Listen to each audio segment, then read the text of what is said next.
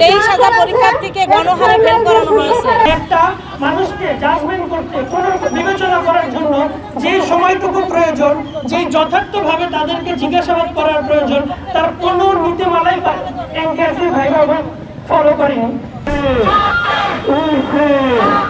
হাত খানে তেল লাগা পানে, হাত খানে তেল লাগা পানে, কেউ বলে কেউ আবু সাইদ মুগ্ধ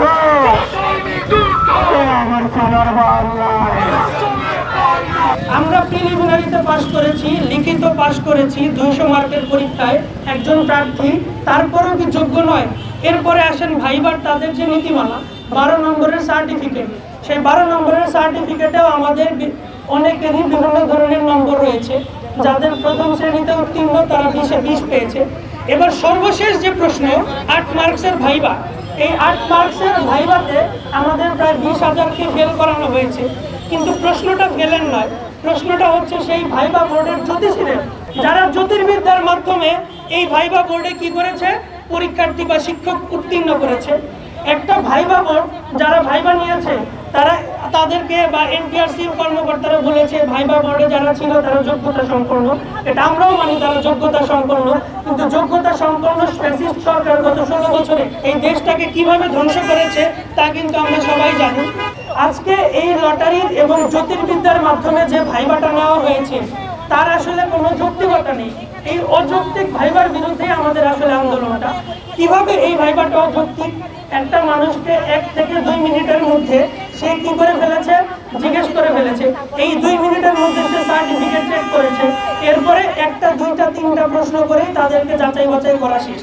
আচ্ছা, একটা মানুষকে কি 2টা প্রশ্ন দিয়ে 3টা প্রশ্ন দিয়ে যাচাই করা যায়?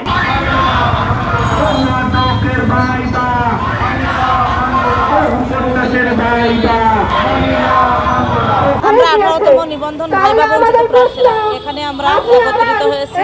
আমরা সনদের দাবিতে এখানে একত্রিত হয়েছি। আমাদের বিগত সালগুলোতে দেখা গেছে যারা ভাইবা পরীক্ষায় অ্যাটেন্ড করেছে আর কাগজপত্রে তাদের কোনো সমস্যা ছিল না, তাদেরকে সবাইকে সনদ প্রদান করা হয়েছিল।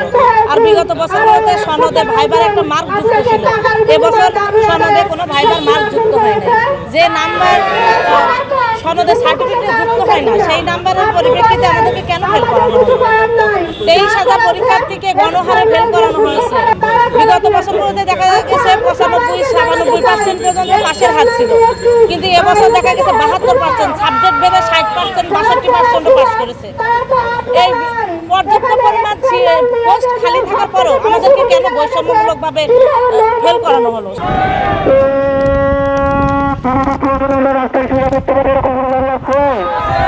ওয়ালটন আবারও মিলিয়নিয়ার অফারে ওয়ালটন ফ্রিজ কিনে আপনিও হয়ে যেতে পারেন মিলিয়নিয়ার। এই এনটিএসসি 60,000 পাস করানোর পরও কিছুদিন পূর্বে 113 জনকে কিভাবে তারা আবার ভাইভাতে পাস করাইলো? আমাদেরকে কেন ফেল করানো হয়েছে? তাদের যুক্তিটা কি? তাদের যুক্তি হচ্ছে আমাদের অনেকের বয়স 35+ হয়েছে।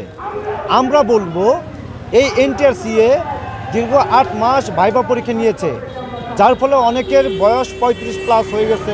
তাছাড়া আমাদেরকে ভাইভাতে নামে মাত্র প্রহসনের ভাইভা নিয়ে 1 মিনিট সর্বোচ্চ 2 মিনিট রেখে বিদায় দিয়েছে। আমরা প্রায় 20 দিন যাবৎ আমাদের এই যে আন্দোলন, 11 তারিখ থেকে এখন পর্যন্ত লাগাতার কর্মসূচি হচ্ছে। যতদিন পর্যন্ত আমাদের দাবি দেওয়া পূরণ না হবে আমরা বাংলার ঘরে ঘরে থেকে প্রত্যেকটি আবু সাইদ বেরিয়ে আসবো, প্রত্যেকটি আবু মুগ্ধ বেরিয়ে আসবো। বেরিয়ে এসে সামনে আগস্টের 5 তারিখে এই এনটিএসসি চ্যাম্পিয়ন আমরা পতন ঘটিয়ে ছাড়বো ইনশাল্লাহ।